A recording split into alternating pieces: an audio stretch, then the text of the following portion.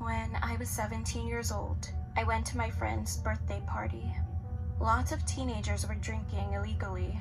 However, I was never into that kind of stuff, so I just sat with other friends and we just talked.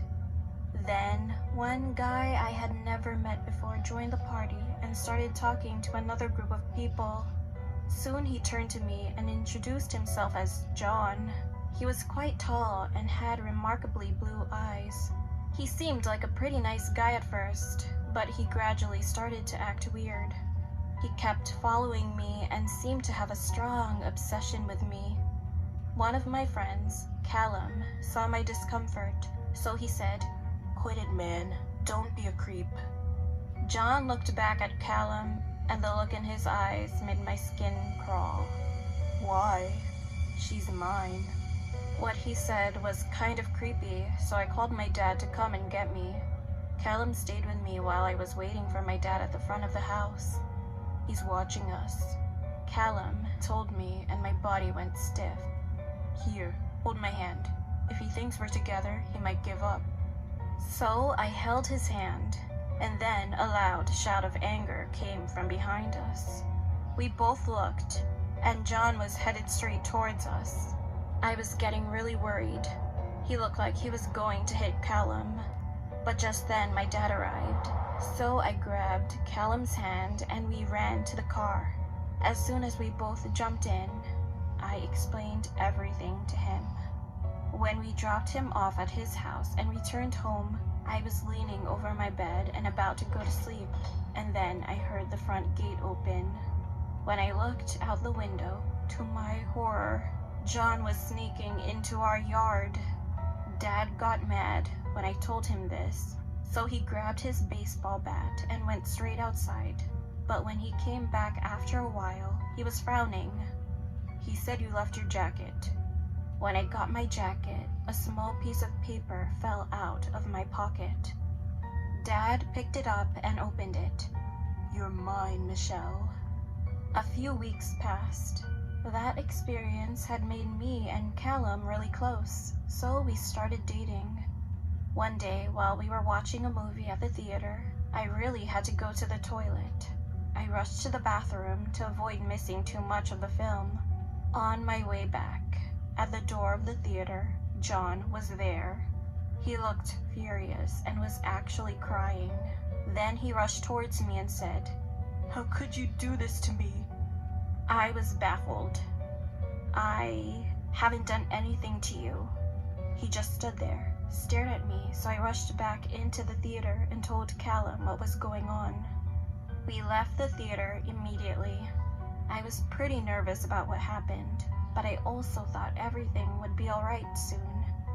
However, I was totally wrong. A few days later, I was in my backyard working on my art project when I heard sobbing. I turned around and John was there, holding a small container of medication in his left hand. My legs began to tremble as he moved closer to me. "Why are you here?" I asked him. "I missed you, Michelle. I've been following you nearly every day. Are you with Callum just to make me jealous because it's working? But no, you are wrong." As John began smiling, my mouth went dry. "I don't even know you, so please leave." But when I said this, he began crying again as he pulled out a knife and pointed it at me. I screamed and began running towards my back fence.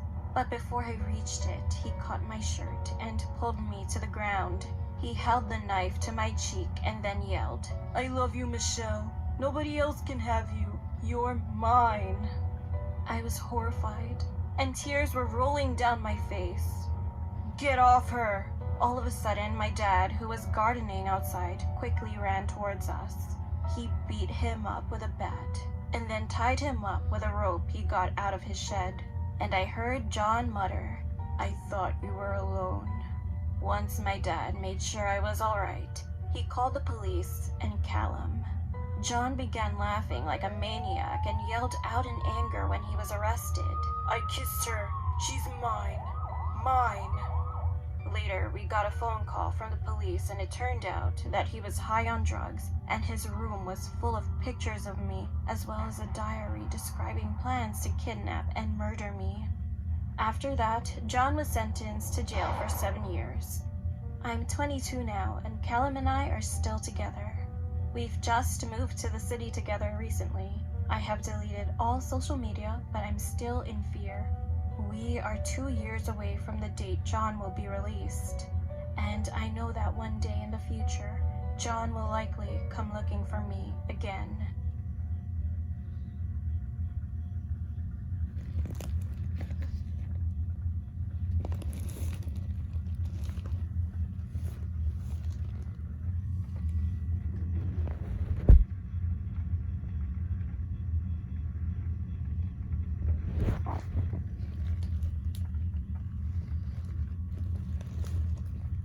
Do you remember your first kiss?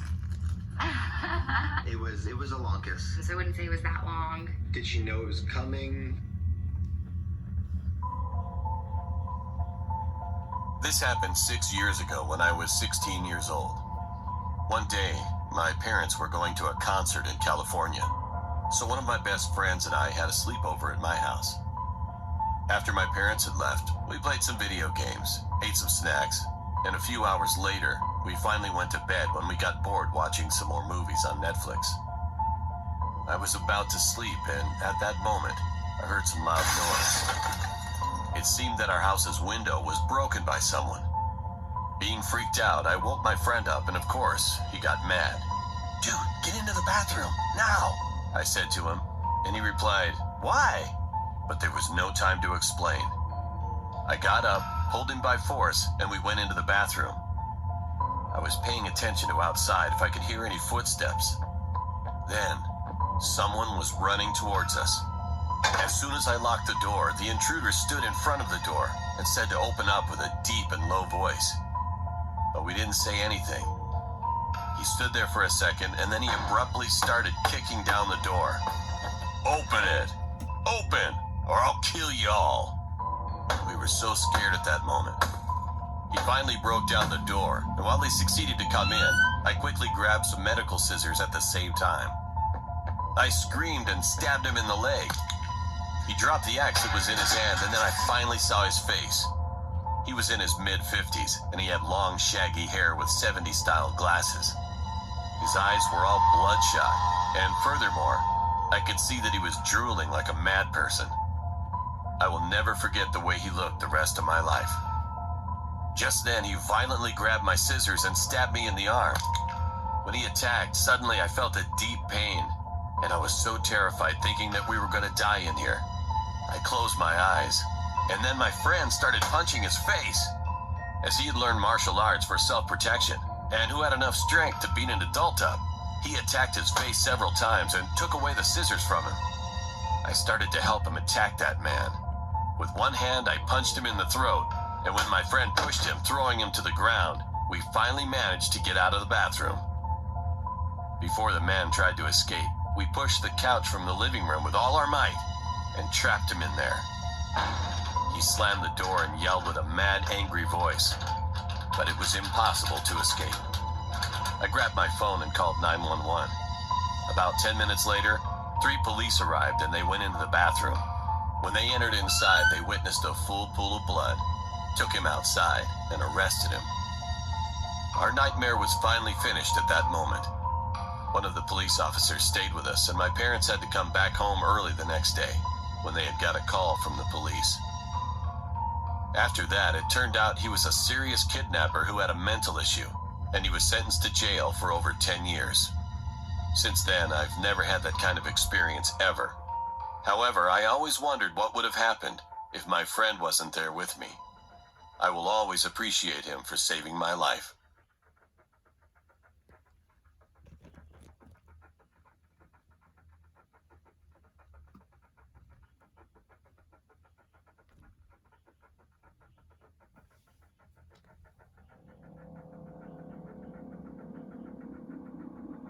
When I was 14 years old, we traveled to Jeddah for a few days.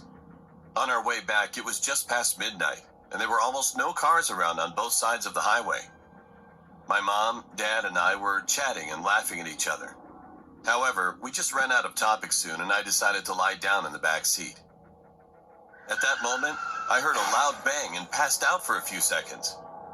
When I got my senses back, I tried to sit up, but the car felt like a roller coaster. So I struggled a little.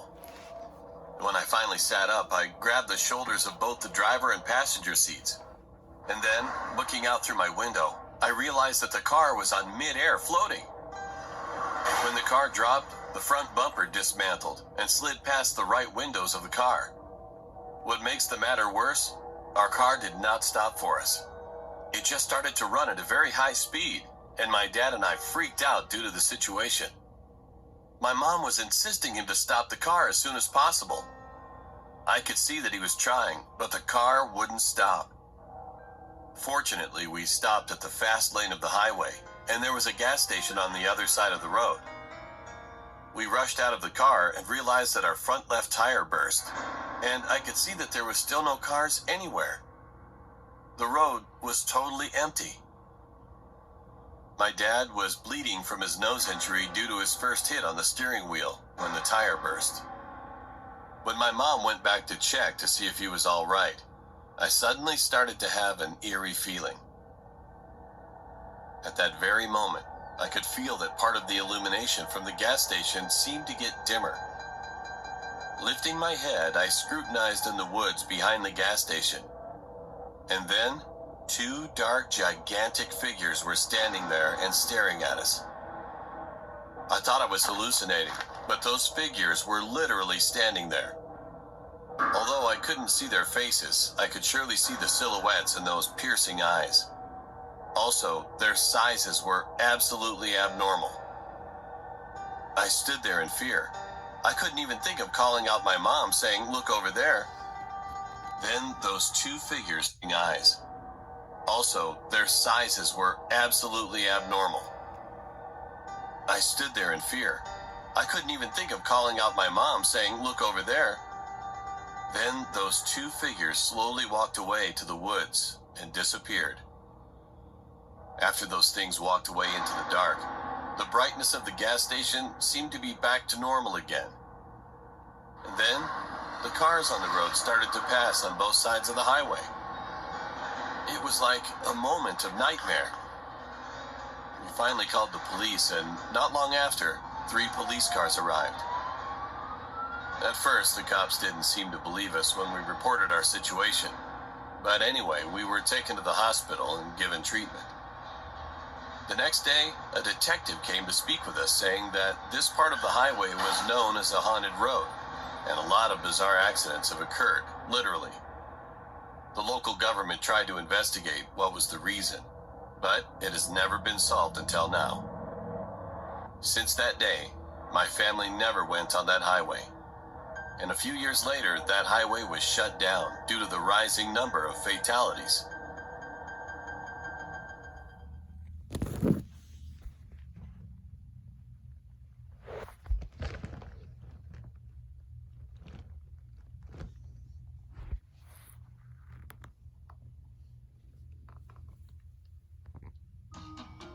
When you eat Reese's for dessert, is it over too fast? Well, then chill your Reese's.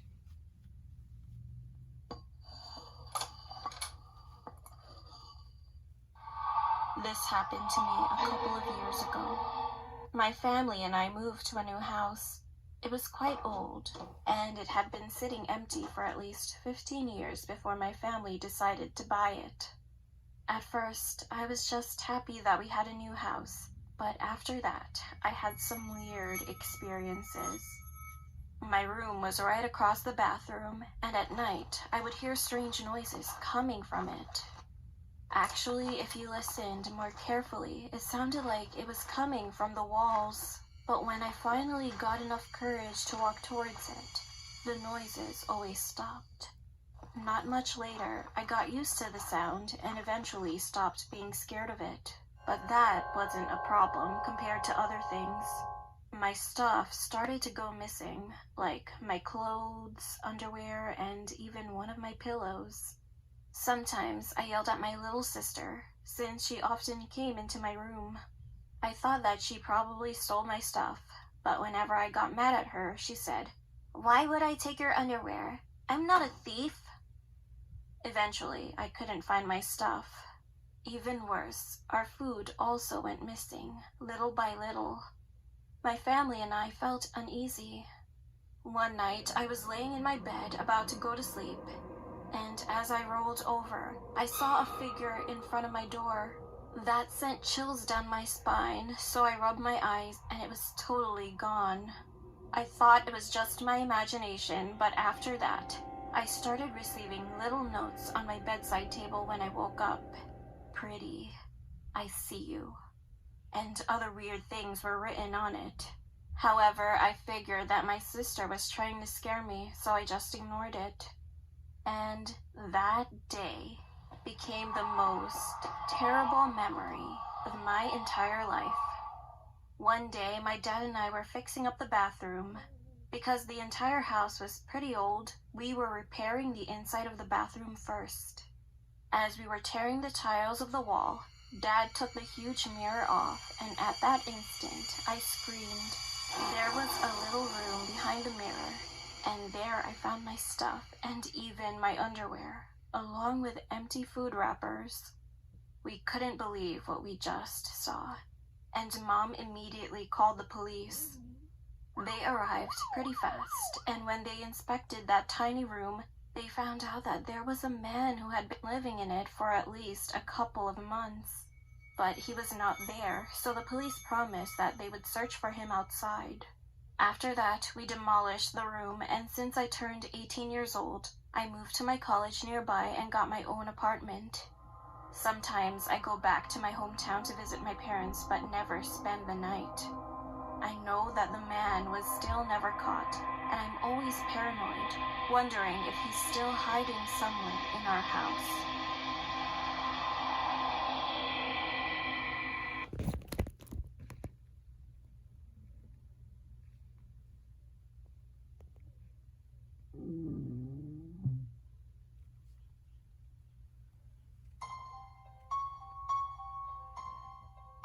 It was Friday the 13th. I was walking home from my friend's house. It wasn't a long walk, maybe 5 minutes. As I got to my door, I realized I didn't bring my keys when I left my house.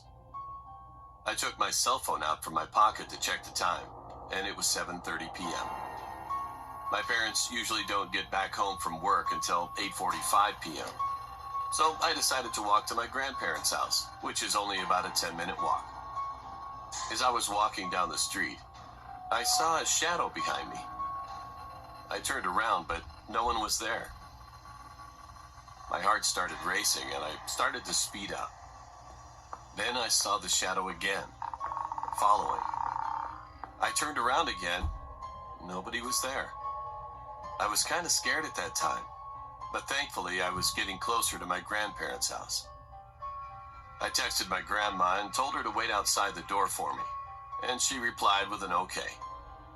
When I turned the corner, I could see the house and my grandma standing there.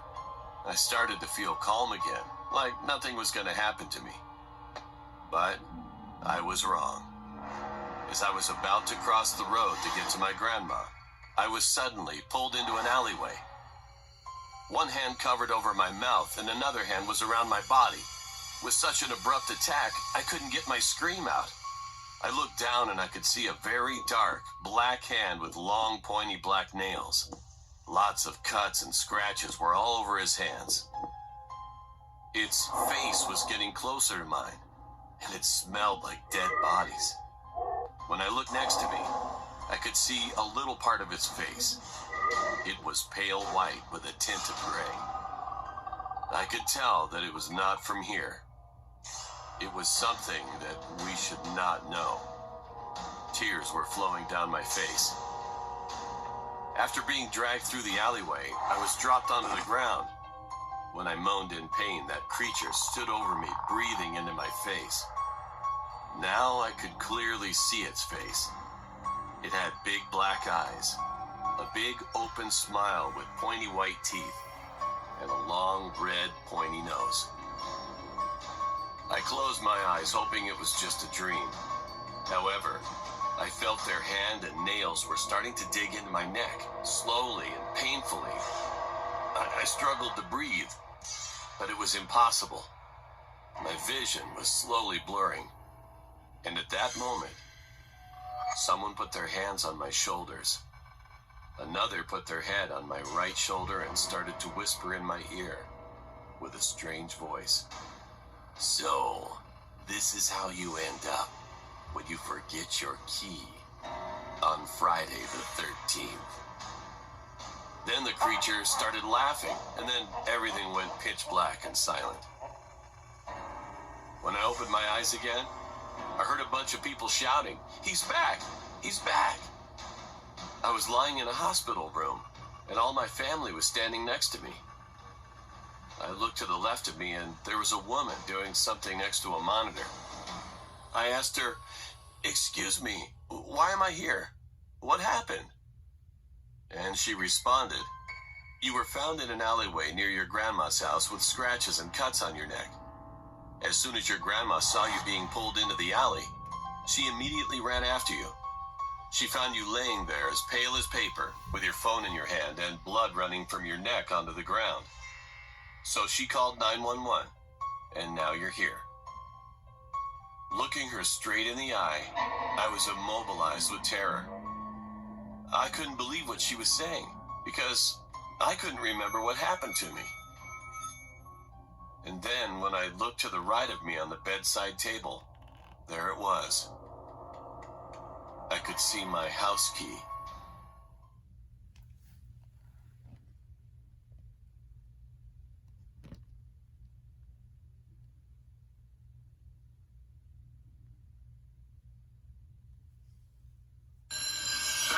I'm sorry. Excuse me.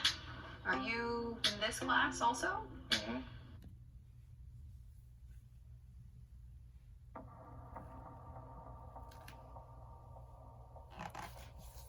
It was wintertime, and Christmas was approaching. I was 25 years old, and I was going to meet up with some of my friends who lived on the other side of the city. It was a 4-hour drive from my place, so I decided to take my own car instead of a local cab.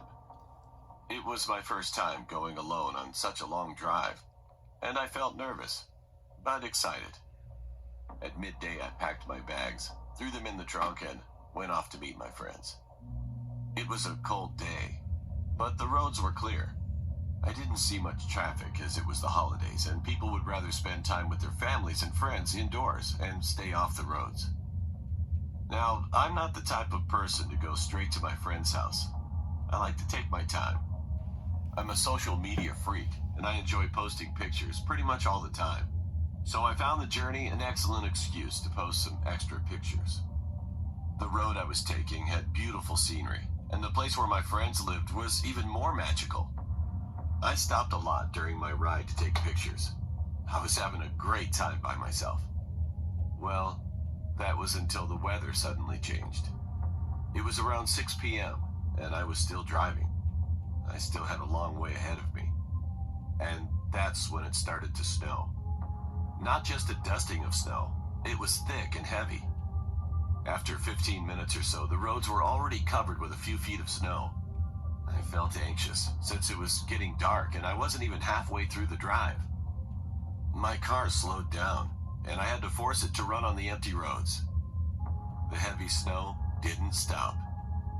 I decided that I would stop at the closest gas station I could find, but unfortunately, I couldn't find one for a while. An hour later, I finally saw some lights shining from the distance. It was a gas station. I pressed the accelerator, rushed to the station, parked my car, and went inside quickly. Just as I entered, a strong snowstorm started. The gas station had a little shop tucked away with some chairs to sit on. The guy at the counter was an ordinary fellow. He didn't really talk much. He only asked me where I was going in such harsh weather. After that, I bought some chips and drinks and sat down in the furthest chair from him. It was night now. I sat, munched on my food, and scrolled through an Instagram. Then, suddenly, the shop's door opened. I looked up, and a very weird-looking man entered. He had long, greasy hair, was wearing a long coat, and had a very grim expression. I saw him buy some cigarettes, and he sat down a few chairs away from me. He didn't look at me at all. At first, I ignored him, but then he started smoking. Since the shop was small and the smoke filled the air quickly, the shopkeeper told him to stop, but he didn't listen. He couldn't ask him to leave because of the storm, so he didn't say anything else. I, on the other hand, hated cigarettes. The weird guy was looking down, breathing very heavily as he smoked. It was as if he was breathing in my ears. So when he took out his fifth cigarette, I lost my temper and angrily told him to stop. He looked at me for a couple of minutes. His big eyes were red with anger, but then he smiled and stopped smoking. His smile was unnerving. I sat down again and distracted myself on my phone. Shortly afterwards, my friend called me, asking why I hadn't reached their place yet. I told him the whole story, and he said the storm would soon be over, and I shouldn't worry. When I hung up, I noticed the weird guy staring at my phone with deep interest. I was afraid that he was thinking of stealing it. But to my relief, after some time, he got up to leave. At the door, he stopped, looked back, and screamed loudly before running away, scaring the crap out of me and the shopkeeper. He didn't return after that. At 10:30 p.m., the storm ended, and I immediately left after thanking the shopkeeper. I went into my car, started it, and drove off. For some time, I drove in silence, but then I heard a noise. It sounded like heavy breathing. My heart rate shot up and my hands got all sweaty as the breathing sounded so familiar and so close. I looked through my rearview mirror and screamed. The weird guy from the shop was sitting in my back seat, smiling at me. I pressed the brakes very hard, got out of the car and started running.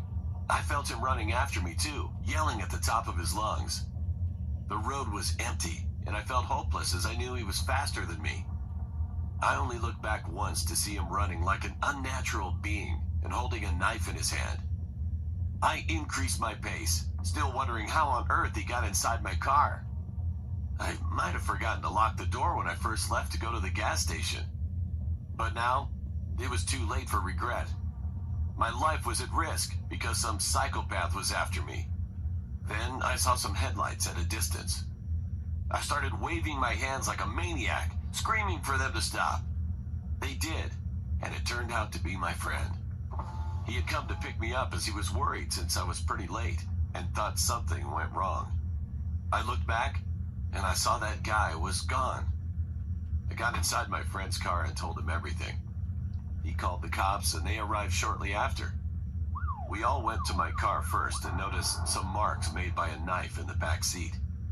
The cops couldn't find the guy anywhere. After some investigation, they let us leave. I drove my car and my friend drove his car back to his place. The cops never found the guy, and to this day, I still wonder what would have happened if my friend didn't turn up that night.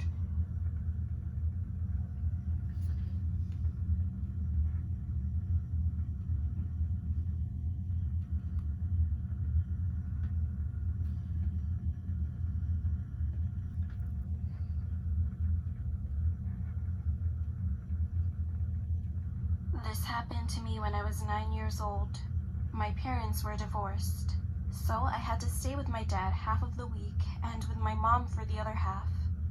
It was pretty stressful because I had to move a lot of my things back and forth, and every time they saw each other, they would argue. Anyway, on a Thursday, I arrived at my parents' house around 10:45 p.m. When my dad dropped me off, I noticed that my mom's car wasn't there yet, and her bedroom window was open. But I didn't think much of it at the time. I started to make my way to the kitchen because I wanted a snack before going to bed. Then I saw my mom in the kitchen, chopping something. I immediately greeted her, but she didn't respond. I thought she was messing with me or she was sleepwalking because she was already in her pajamas. So I came closer to her. I couldn't see her face because of her long hair, and her skin was much paler than usual. I tapped her on the shoulder, and and she slowly turned around. At that moment, I could definitely see that wasn't my mom. She was grinning from ear to ear, and she wasn't chopping vegetables. She was chopping her own fingers. Blood was dispersed everywhere. Screaming, I ran upstairs to my room, shut the door, and hid in my closet. However, the woman followed behind me quickly, and I could hear my bedroom door open. Through the crack, I could see that she was holding a knife and her hands were gushing out blood. I quickly locked my closet, but I think that the woman must have heard it. As soon as I locked it, she ran towards the closet. She tried to open it, laughing maniacally, and soon her laughter turned to screams. I thought I was going to die, so I just sat in the corner and cried. And I started thinking about all my memories with my parents and how much I took our time together for granted. Then, all of a sudden, I heard my mom's car pulling up in the driveway. When Mom came inside, she saw the blood in the kitchen. She panicked and started calling out my name. The woman quickly escaped through the window as soon as she heard my mom's voice. After taking a couple of minutes to gather composure, I ran outside and saw my mom coming up the stairs. I gave her the biggest hug I've ever given and began crying again when she asked me what just happened. After I told her everything, she called the cops and my dad. The cops arrived in less than 5 minutes and my dad came shortly after. They tried looking for the woman, and since she left blood all over the house, they managed to identify her. It turned out that she escaped from a mental facility, then found my mom's house and sneaked in. She was arrested a week later, and she was in jail for a year for breaking into our house and then put back in the mental facility. Well, I haven't heard from her since, but I do hope she got the help that she needed.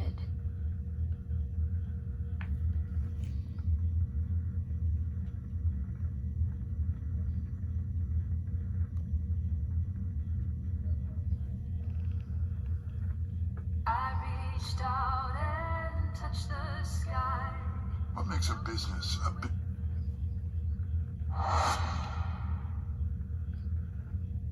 I was 26 years old when this incident happened. One day, I was taking a walk with my dog Molly. After walking 2 more blocks, we saw 3 men smoking on the porch and talking to each other. 2 of them didn't pay attention to me, but one was staring in my direction. He was a bit bigger compared to the other 2 guys. He looked like he was in his 20s and was also bald. I quickly looked the other direction, but then he yelled at me from behind. "Hey gorgeous, nice puppy you got. Come over here and let me pet her." Then I heard laughter coming from the other 2 men, so I ignored them and rushed over to my house. At first, I didn't tell my parents anything, thinking that it wasn't that serious, but I was wrong. The day after, I walked my dog as usual, but because I was feeling a little bit scared, I took pepper spray with me. I walked past the same house hoping not to see that weird man, but he was there again. He was sitting on a rocking chair on the porch, and when he saw me, he shot up from his seat. In fear, I picked up Molly and bolted down the sidewalk trying to get away from him. But to my horror, he was chasing after me. He pushed me to the ground, making me fall onto the hard concrete floor and dropping Molly. I started screaming for help, for anybody to hear me, but he covered my mouth. Clawing at his hands, I realized that I had the pepper spray in my pocket. So I grabbed it and sprayed it in his eyes, and after a while, he eventually screamed out in pain and rolled off my body. I quickly got up and picked up Molly. When I got home, of course, I frantically explained the situation to my parents. My dad, who was a retired Marine, wanted to go to that house, but Mom just told us to go to the police station. I told an officer what happened and showed him my injury, but they didn't really help me. A couple of months later, I started working at a 7-Eleven. One day, I was walking home after my night shift, and when I turned the corner, I noticed a truck driving slowly and way too close to the sidewalk. I didn't pay any attention at first, but when I was standing in front of my front door, I looked behind me and saw the same car. Two men were in the truck, and I could see that they were watching me. I told my parents again, and because of this, my dad was on the lookout in front of the house for a few weeks. Nothing really happened until that night. That night traumatized me, and the guilt still chokes me to this day.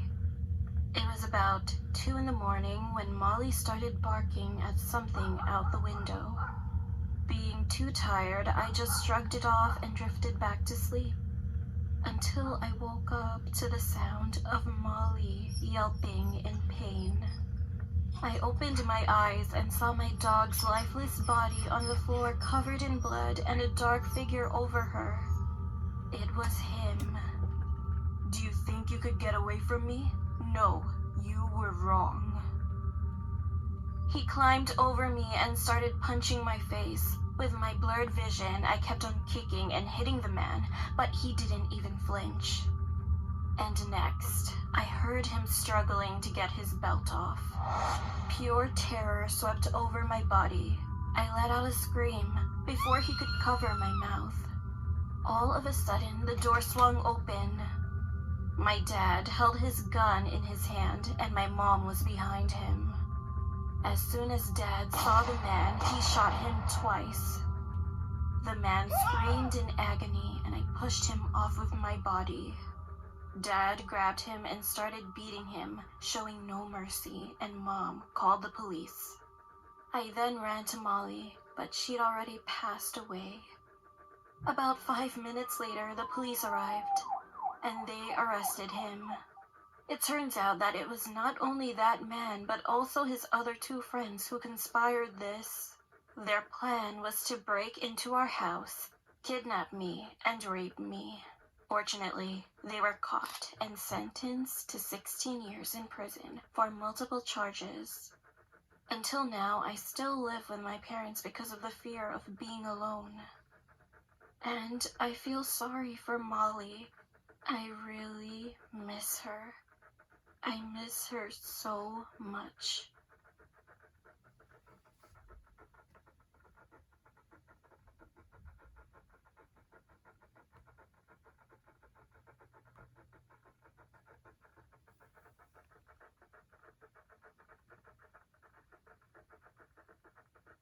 This happened last year around December. I was a sophomore and both my parents worked until 11 p.m. So by the time they came home, I was either asleep or playing on my phone. One night, it was around 9 p.m. and I felt thirsty, so I went to the kitchen to go get some water. When I glanced over and looked through the window of my door, there was a shadow of a person. I was very paranoid about these types of things, especially since I was home alone. I mean, it was really weird. Like, there was someone just standing in front of my doorstep, and they didn't even knock or ring the doorbell. So I went to the front door slowly and looked out the peephole to see who was standing there. And what I saw was heart-stopping. It was a man in his late 30s or early 40s. He had blood all over his shirt and face, and the worst part was that there were 2 more men behind him. They looked younger than him. I thought that I was probably going to get robbed or even killed. As I was slowly backing away, I heard one of them whispering, "One of you go and see if the back door is open." I immediately rushed to the back door before the other man could, but fortunately, the door was locked as usual. I then ran upstairs and called the police. They wanted me to stay on the phone with them, but as soon as they said that, I could hear the back gate being crushed. I was frightened, but tried not to scream as hard as possible. However, not long after, I could hear both men trying to break the front door too. I realized that they managed to come inside, so I ran into the bathroom and locked myself in there. At least 3 pairs of footsteps were barging about the house. Eventually, they were going to come upstairs, so I opened the window, getting ready to jump. One of the men was coming upstairs slowly, and each footstep was getting closer and closer. And that was the moment. He tried to twist the doorknob to open the door, but as it was locked, he knew. He yelled to the other man, "Someone's hiding in there," and he continued turning the doorknob violently. Again, I forced my hands over my mouth so that I wouldn't scream. I literally jumped out of the window into a bush. I hurt myself a little bit from the fall, but there was no time to hesitate. I stood up and turned to my left, and what I saw was the most terrifying thing I ever saw in my life. 2 other men were sitting at the back of my house, like as if they knew the window was there. They were waiting for me to jump. I was frustrated when they both stared right into my eyes. However, I immediately ran towards the street as fast as I could, and those 2 men started chasing after me. I thought I was going to die, but just then, I could hear the police sirens nearby, and as I turned around, I saw both men running in the opposite direction. One of the cops found me, and the other cops ran straight ahead and chased after them. I told them that there were more in the house. Finally, those 2 men were arrested, while 3 more cops rushed into my house. A few moments later, all the men were captured and handcuffed. I was so shocked and couldn't believe my eyes when they all were taken outside by the cops. It was not just 3 men who broke into our house. There were 7 in total, and they were all waiting for me to come out. While some of the cops were soothing me, the other cop called my parents, telling them what happened, and they immediately came back home. Shortly after, it turned out that those 7 men found out that I was the only one inside the house, so they planned to break in. Since then, I never stayed home alone, and I would always sleep at my grandma's house whenever I had to stay alone. But still, I always fear the fact that another incident may occur someday.